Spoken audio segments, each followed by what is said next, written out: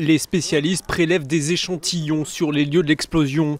Il y avait des centaines de tonnes de cyanure, un composant chimique très utilisé dans les mines et la métallurgie.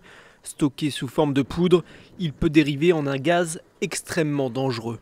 S'il est en présence d'un acide, comme le gaz carbonique ou l'acide citrique dans le citron, il va libérer l'acide correspondant qui s'appelle acide cyanhydrique, qui est un gaz, lui, que l'on va pouvoir respirer très facilement et qui va tuer dans les 15 minutes qui viennent. L'acide cyanhydrique était utilisé par les nazis dans les chambres à gaz. Les conditions atmosphériques peuvent contribuer à le répandre dans l'air.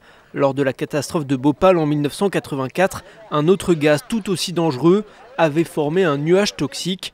En Chine, Greenpeace recommande déjà d'élargir la zone d'évacuation.